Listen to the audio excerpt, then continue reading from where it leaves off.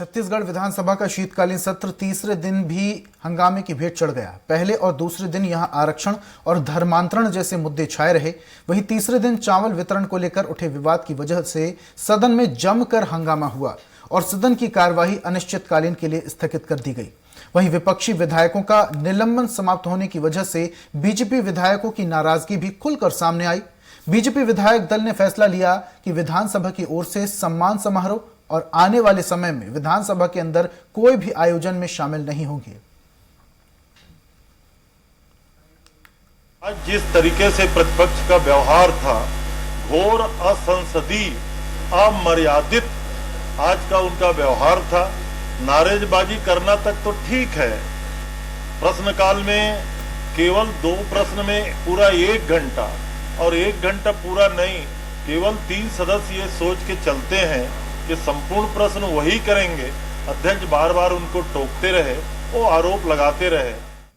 ये पहली बार देखने को आया कि जब विपक्ष के सदस्य किसी मुद्दे को उठाते थे अध्यक्ष के अनुमति से, तो सत्ता पक्ष के मंत्री और सत्ता पक्ष के सदस्य प्रश्न काल जैसे महत्वपूर्ण काल में भी उसको बाधित करते थे। ये काम सत्ता पक्ष का नहीं है, लेकिन अध्यक्ष जी ने भी विपक्ष की मांग को, जायज मांग को अनसुना किया। जब छत्तीसगढ़ में लोकतंत्र ही जिंदा नहीं है और कुचला जा रहा है उसको, विधानसभा के अध्यक्ष की उपस्थिति में विपक्ष की आवाज को यदि दबाई जा रही है और सत्तारूढ़ दल का सहयोग हो रहा है, ऐसे विधानसभा अध्यक्ष और ऐसी जो परिस्थितियां बनी हैं उपस्थित रहने में असमर्थ हूं और एक तरह से कह लें कि मैं उसका बहिष्कार भी करूं।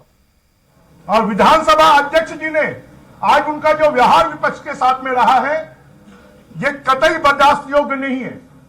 वो एक राजनीतिक दल के कार्यकर्ता हो सकते हैं, परंतु वो विधानसभा अध्यक्ष हैं और विधानसभा अध्यक्ष होने के नाते उनको विपक्ष का सम्मान करना चाहिए। आज उन्होंने विपक्ष का अपमान किया है। दायित्व तो सबसे बड़ा जो विधानसभा के अध्यक्ष का है कि बहुमत के द्वारा अल्पमत के आवाज को दबाई ना जा सके और उसका संरक्षण करने का काम अध्यक्ष का है।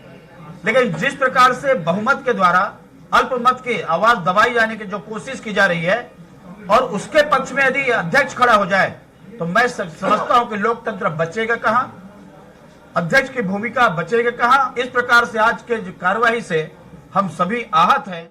कल 3 तारीख को सदन ने सर्वानुमति से कार्य मंत्रणा समिति के निर्णय पे अनुमोदन किया और उसके बाद आज अनुपूरक सूची घोषित की गई। सदन कोई सर्वानुमति से कोई निर्णय करता है, कैसे बदल सकते हैं? अधिकार सभा को प्राप्त है। अधिकार सभा को प्राप्त है, अध्यक्ष को अधिकार प्राप्त नहीं है। जब कल सर्वानुमति से कोई निर्णय हुआ है तो अध्यक्ष ने बिना अनुमोदन के कैसे उसको बदला?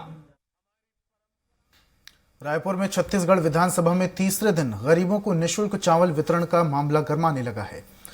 पूर्व नेता प्रतिपक्ष धर्मलाल कौशिक ने कोरोना काल में केंद्र सरकार के निःशुल्क चावल वितरण में अनियमितता का मामला उठाया, जिसके जवाब में खाद्य मंत्री अमरजीत भगत ने बताया 27.10 लाख टन चावल का आवंटन हुआ। उन्होंने कहा हितग्राहियों ने 26.40 लाख टन चावल का उठाव किया, जिसके बाद 70,000 टन चावल बचत बताया गया है। कौशिक ने यह भी आरोप लगाया कि अप्रैल से अक्टूबर तक केंद्र से दिए गए चावल का निःशुल्क वितरण नहीं किया गया। उन्होंने 1 करोड़ 50 लाख क्विंटल चावल के घोटाला होने का आरोप लगाया है।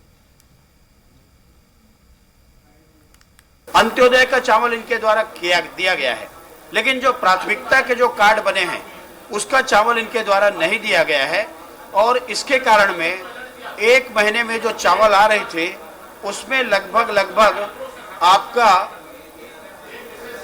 जो चावल केंद्र सरकार के द्वारा आया और आने के बाद में जो चावल का वितरण जो हितग्राही नहीं मिले, ऐसे संख्या के कार्यक्रम में चावल घटते गया और घटने के बाद में आज वो करोड़ों रुपए का उसमें भ्रष्टाचार हुआ है।